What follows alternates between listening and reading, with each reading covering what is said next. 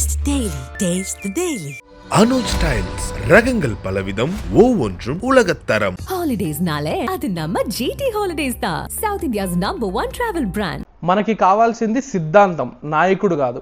సిద్ధాంతం లేని నాయకుడే అభిమానుల్ని సృష్టిస్తాడు. ఇది విడుదలై 2 ప్రాపగేట్ చేసే ఎన్నో నోబుల్ థాట్స్ లో ఒక విషయం. ఈ సినిమా 2 ఐడియాలజీస్ మధ్య కాన్ఫ్లిక్ట్. ఆ 2 ఏంటి అంటే, ఒకటి సిస్టమ్, 2 ఆ సిస్టమ్ కింద పడి నలిగిపోతున్న ఇన్నసెంట్ లైఫ్స్ అని అనుకోవచ్చు. మంచికి చెడుకి మధ్య జరిగే కాన్ఫ్లిక్ట్ అనుకోవచ్చు. టైరెంట్ కి రెబెల్ కి మధ్య ఉన్న గొడవ అనుకోవచ్చు. లేకపోతే the most simple one, power ఉన్నోడికి పవర్ లేనోడికి మధ్య జరిగే ఒక వార్, అలా కూడా అనుకోవచ్చు. అంటే ఆ బైఫర్కేషన్ అనేది మంచితనం బేసిస్ మీద లేకపోతే పర్సనల్ ఐడియాలజీస్ బేసిస్ మీద పోర్ట్రే చేస్తుంది ఈ మూవీ. అన్నిటికంటే ముఖ్యంగా అధికారం లేని ఒక మంచి మనిషికి అధికారం ఇస్తే అతనిలోని మంచితనం కరప్ట్ అవ్వకుండా ఉంటుందా? That is the ultimate question. అది డిఫైన్ చేసేది ఆ ఇండివిజువలా లేకపోతే అతని ఇండివిజువాలిటీని షేప్ చేసిన ఈ సొసైటీయా? ఇలాంటి క్వశ్చన్స్ ఎన్నిటినో ఈ సినిమా మన మైండ్లో ట్రిగర్ చేస్తుంది. And of course Vijay Sethupathi play చేసిన పెరుమాల్ వాదియార్ క్యారెక్టర్ ఎన్నో క్వశ్చన్స్ అడుగుతాడు త్రూఅవుట్ ద మూవీ. అండ్ ఆ క్వశ్చన్స్ మన ఐడియా ఆఫ్ జస్టిస్ని, మన idea of what's right what's wrong and our idea of ఈక్వాలిటీని ఛాలెంజ్ చేస్తాయి. ఆ క్యారెక్టర్ మాట్లాడే ప్రతి లైన్ కి డెప్త్ అండ్ మీనింగ్ ఉంటాయి. అంటే ఎన్ని డైలాగ్స్ అంటే అన్ని డైలాగ్స్ అసలు బుల్లెట్ దిగినట్టు దిగుతాయి బ్రెయిన్ లోకి. Yes, it is Vetrimaaran's most political work yet, which means it makes many potent and relevant points. But it's very verbose. అంటే పాయింట్స్ చెప్పేస్తే చాలా. Is that enough?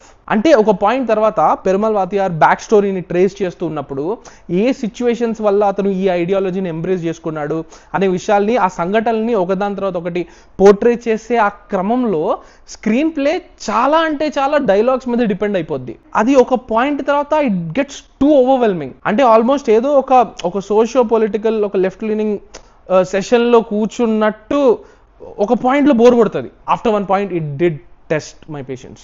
ఈ సినిమా ఫస్ట్ పార్ట్ లాగా కాదు. First part was more action based narrative.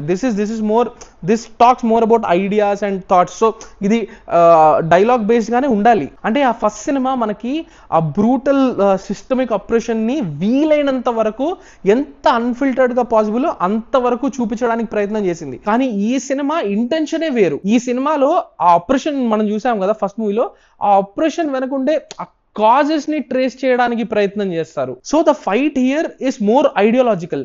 Yes, ఆ combat sequences అనేవి అవి ఉన్నప్పటికీ క్లైమాక్స్ ఒక స్ట్రెచ్ ఉంటుంది, which is very well done. But still this film is more invested in ideological warfare. If you remember, విడుదలైలో one of the first scenes, అంటే ఆ train accident అయిపోయాక one of the first scenes is, I haven't revisited the film in recent times, so exact గా గుర్తులేదు. But దాంట్లో one of the early scenes వచ్చేసి Rajiv Menon character, chief secretary character press ని address చేసే scene. So ఆ character ఎప్పుడు కూడా government కి ఒక రెసిస్టెన్స్ లేదా ఒక వాయిస్ ఆఫ్ డిసెంట్ అనేది వస్తే దాన్ని ఎలా అణిచేయాలనే ఆలోచిస్తుంటాడు. ఎలా ఈ రెసిస్టెన్స్ అనే విషయాన్ని కామన్ పీపుల్, ప్రజలకి తెలియకుండా ఉంచాలి అనే విషయానికి అతను చాలా ప్రయారిటీ ఇస్తుంటాడు. That to me the way he tackles Perumal's arrest and its potential repercussions, not just in the present but for posterity. ఆ యాంగిల్, ఏది ప్రజలు వినాలి ఏది వినకూడదు, ఏది వింటే ఎలా రియాక్ట్ అవుతారు అండ్ అది ఎటువంటి మార్పుల్ని తీసుకురావచ్చు అనే ఆ అంచనా వేసుకుని ఆ క్యారెక్టర్ ఆపరేట్ అవుతున్న విధానం, that is my favourite part of both the films. ఎందుకంటే అంత బ్రాడ్ ఇంపాక్ట్ ఉండే ఐడియాస్ని ఈ స్టోరీ ఆ క్యారెక్టర్ ద్వారా చాలా సింపుల్గా ఎక్స్ప్లెయిన్ చేస్తుంది. అండ్ సి, ఇది వెట్రిమారన్ సినిమా. అండ్ ఇందులో ఒక Asuran level or even say Vada Chennai level of cinematic లిబర్టీయో or should I call it commercialness అది ఉండదు. చాలా రియలిస్టిక్ అంటే కూడా ప్రాక్టికల్గా ఉంటుంది ఆ అప్రోచ్. సినిమా తీసుకున్నది క్యారెక్టర్స్ని ఎలా వాటికి స్టార్ట్ ఉండాలి, ఎలా ఎండ్ ఉండాలనే విషయం. అంటే I'll give you an example. ఈ రాఘవేంద్ర అనే ఒక క్యారెక్టర్ ఉంటుంది, మనకి పీకల దాకా కోపం తెప్పించే ఒక క్యారెక్టర్. స్టార్ట్ నుండి ఎండ్ వరకు ట్రిగర్ చేస్తూనే ఉంటాడు, చూస్తేనే కోపం వస్తుంది ఆ క్యారెక్టర్ని. అదే అలాంటి క్యారెక్టర్ కానీ వేరే సినిమాలో ఉంటే ఒక పాయింట్ తర్వాత ఈజీగా చంపేస్తారు, ఎందుకంటే it will make the audience happy. కానీ విడుదలై మూవీస్లో అలాంటివి ఏం జరగవు. ఈ సినిమా ఆడియన్స్ని హ్యాపీ చేయడం కోసం ఏ చాయిస్ తీసుకోదు. ఆ చాయిస్ అనేది ఆ స్టోరీకి అవసరమైతేనే తీసుకుంటుంది తప్ప, ఓ ఇక్కడ క్లాప్స్ పడతాయేమో, ఓ ఇట్లా ఈ క్యారెక్టర్ జనాలకు నచ్చట్లేదు ఇప్పుడు ఈ క్యారెక్టర్ని కొడితే విజిల్స్ వేస్తారేమో, చేసుండొచ్చు కానీ చేయరు. ఎందుకంటే రియాలిటీ. నీకంటే పవర్ఫుల్గా ఉండేవాడు, మన పైన ఉండేవాళ్ళు, వాళ్ళని మనం ఏం చేయలేం. వాళ్ళు చెడ్డోళ్ళు అయినా కూడా అదే రియాలిటీ. హార్డ్ పిల్ to swallow, that's the truth. And విడుదలై 2 అనేది రియాలిటీ కాబట్టి రియాలిటీ లాగా ఇది ఫ్రస్ట్రేటింగ్గానే ఉంటుంది. కానీ like I said it's the fact. Part 1తో పోలిస్తే పార్ట్ 1 అంత బాగుందా అంటే టు బి వెరీ ఆనెస్ట్ నేను పార్ట్ 1 చూసినప్పుడు it hit me really hard. ఒక 3-4 days I was very disturbed. కానీ లైక్ ఐ సెడ్ విడుదలై 2 అంత డిస్టర్బింగ్గా లేదు, అంత ఇంటెన్స్గా అనిపించలేదు. బికాస్ వైలెన్స్ అనేది అక్కడ చాలా ఎక్కువ. ఇక్కడ ఉన్నప్పటికీ that was way too much. ఇక్కడ అంత లేదు కాబట్టి నేను అంత this film did not disturb me or hit me hard, but it made me think.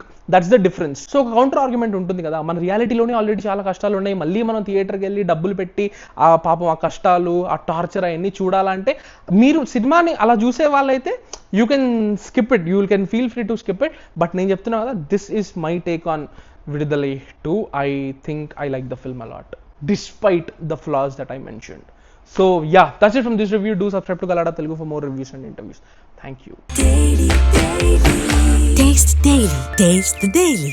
Anuj styles ரகங்கள் பலவிதம் ஒவ்வொன்றும் உலகத்தரம். Holidays nale adu namma GT Holidays da, South India's #1 travel brand.